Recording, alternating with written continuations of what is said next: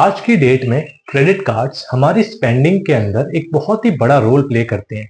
Credit cards को अगर आप वाइजली यूज करते हो तो ये आपके लिए बेनिफिशियल साबित होते हैं। वहीं दूसरी तरफ अगर आप क्रेडिट कार्ड को वाइजली यूज नहीं करते हो तो ये आपको एक ऐसे डेट ट्रैप में फंसा देते हैं जिसमें से निकलना या तो आपके लिए बहुत मुश्किल हो जाता है या फिर वो आपको बहुत ज्यादा महंगा पड़ता है। तो आज इस वीडियो में हम ये जानेंगे कि आप कैसे क्रेडिट कार्ड के डेट में ना फंसो। हमारा पहला पॉइंट है अफोर्डेबल परचेजेस। क्रेडिट कार्ड आपको एक इंटरेस्ट फ्री टाइम पीरियड देता है। अब आप करते क्या हो, कई बार बहुत लोग ये गलती करते हैं कि उनको लगता है कि हमें अभी पैसा नहीं देना, हमें इस टाइम पीरियड 40 से 50 दिन जो भी आपको टाइम पीरियड क्रेडिट कार्ड देता है, इस टाइम पीरियड के बाद हमको पेमेंट करनी है। तो लोग इस चक्कर में थोड़ा सा ओवर स्पेंड कर देते हैं और ऐसी ऐसी लग्जरीज खरीद लेते हैं जो हो सकता है कि जब अगर उनके पास क्रेडिट कार्ड ना होता तो शायद वो उनको परचेज करना कंसीडर नहीं करते। आपको ये गलती नहीं करनी है। आपको उतना ही खर्च करना है जितना आप श्योर हो कि उतनी इनकम मेरे पास या तो फ्यूचर में आएगी या मेरे पास अभी उतना पैसा है जितना मैं क्रेडिट कार्ड से खर्च करना चाहता हूँ। दूसरी चीज आपको क्या करनी है, आपको प्रायोरिटाइज करने पड़ेंगे अपने एक्सपेंसेस को। आपको ये सुनिश्चित करना होगा कि अभी मैं जिस चीज को खरीद रहा हूँ क्या वो मेरी नीड है या फिर मैं सिर्फ इसीलिए खरीद रहा हूं कि मेरे पास क्रेडिट कार्ड है और उसमें लिमिट पड़ी है। क्या उस चीज के बिना मेरा काम हो सकता है? जब आप ये चीज को सुनिश्चित कर लोगे तो आप सबकॉन्शियसली उस चीज को शायद एक बार ना खरीदो और ये आपको बहुत बड़ा स्टेप है जो आपको आगे डेट ट्रैप में फंसने से बचाएगा। तो आपको प्रायोरिटाइज करना है अपनी नीड को और आपको उतना ही खरीदना है जितना आपके पास फ्यूचर में इनकम आने की गारंटी हो। हमारा सेकेंड पॉइंट है पे बिल्स ऑन टाइम। आपने क्रेडिट कार्ड से कोई परचेज किया, अब एक स्पेसिफिक डेट पे आपके पास उसका बिल आएगा। लोग गलती क्या करते हैं कि बिल कई बार या तो मिस कर देते हैं या लेट कर देते हैं। ऐसी सिचुएशन में क्या होता है, बैंक्स बहुत ज्यादा इंटरेस्ट आपसे चार्ज करते हैं। इस गलती को ना करने के लिए आपको ये सुनिश्चित करना होगा कि आपको टाइमली पेमेंट करनी है। अपने ड्यू डेट को आप याद कीजिए। आप अपनी ड्यू डेट से हो सके तो कुछ टाइम पहले ही पेमेंट कर दीजिए। इसके लिए आप एक रिमाइंडर लगाइए। और दूसरी गलती लोग जो करते हैं वो ये करते हैं कि मिनिमम अमाउंट ड्यू, कुछ कार्ड इशू आपको मिनिमम अमाउंट ड्यू का एक ऑप्शन देते हैं जहां पे फॉर एग्जांपल आपका अगर बिल 1000 रुपए का आया है तो आपका कार्ड बोलेगा कि भाई अभी आप मुझे 200 रुपये दे दो, बाकी आप धीरे धीरे बाद में दे देना।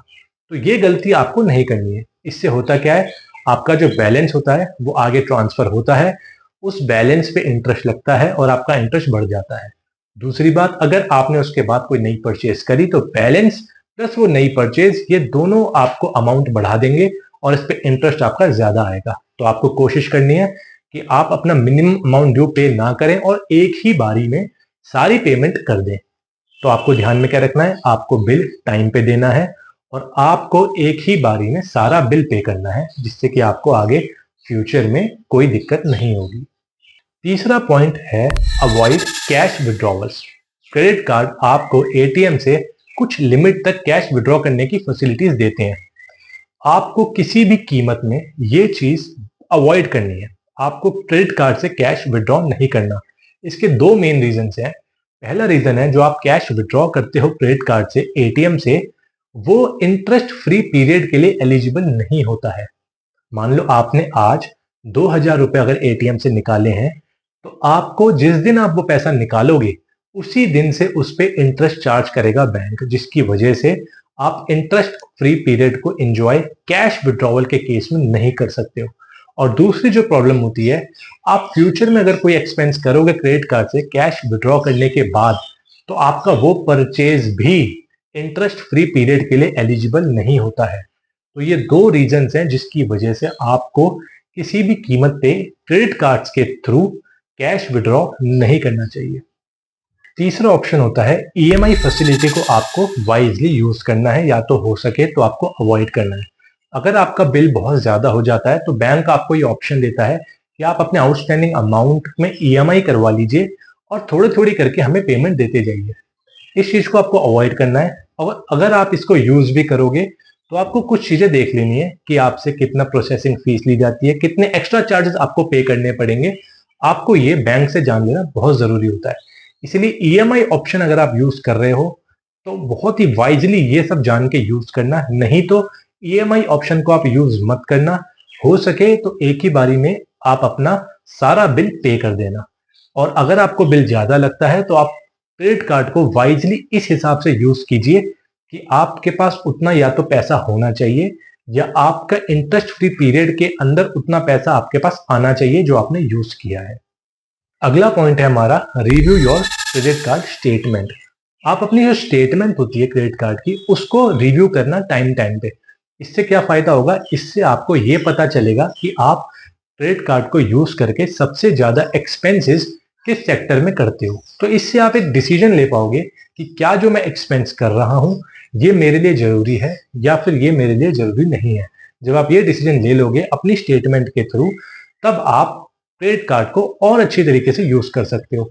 दूसरा बेनिफिट क्या होता है, कई बार आपके अगर स्टेटमेंट में कोई इशू है या कोई ऐसी ट्रांजैक्शन है जो आपने नहीं करी है या कोई भी एरर है, तो अगर वो आपको टाइम से पता चल जाता है तो आप बैंक के अंदर जाके उसको टाइमली रेक्टिफाई करवा सकते हो। तो स्टेटमेंट अपनी रिव्यू करना बहुत जरूरी हो जाता है। तो आप टाइमली अपने स्टेटमेंट्स को, क्रेडिट कार्ड के स्टेटमेंट्स को रिव्यू करते रहिए। अगला पॉइंट है limit the number of cards you own. अब आपके पास ऐसा नहीं होना चाहिए कि बहुत सारे क्रेडिट कार्ड्स हैं, और अगर आपके पास हैं भी तो आप जो उनको यूज करते हो उसको आपको बहुत ही वाइजली यूज करना पड़ेगा। क्योंकि क्या होता है, जब ज्यादा क्रेडिट कार्ड होते हैं तो इंसान के अंदर ज्यादा खर्चा करने की एक टेम्पटेशन होती है, तो वो आपको एक ट्रैप में फंसा सकती है। आप अपने क्रेडिट कार्ड्स को अगर लिमिट कर दोगे तो उनको मैनेज करना आपके लिए इजी होगा। ज्यादा कार्ड्स में हर कार्ड का अलग अलग बिल है, अलग अलग डेट पे आपने यूज किया हुआ है, तो ऐसी सिचुएशन में आप पेमेंट मिस कर दो या उसको लेट कर दो, इसके चांसेस ज्यादा हैं। वहीं अगर आपके पास लिमिटेड कार्ड्स हैं तो आप उनको बहुत ही इजीली मैनेज कर सकते हो और उनकी ट्रैक रिकॉर्ड आप रख सकते हो कि मुझे किस कार्ड का कब पेमेंट करनी है। अगर आप इन पॉइंट्स को ध्यान में रखते हुए अपने क्रेडिट कार्ड को यूज करोगे तो क्रेडिट कार्ड से आपको कोई भी नुकसान नहीं होगा, उल्टा आपको क्रेडिट कार्ड से फायदा होगा। क्रेडिट कार्ड से आपको और क्या क्या बेनिफिट्स हो सकते हैं इसके ऊपर मैं एक अलग वीडियो लेके आऊंगा, बट आज की जो वीडियो थी वो आपको डेट ट्रैप से बचाने के लिए थी। तो क्रेडिट कार्ड को यूज करो और इन चीजों को ध्यान में रख के यूज करो। Thank you.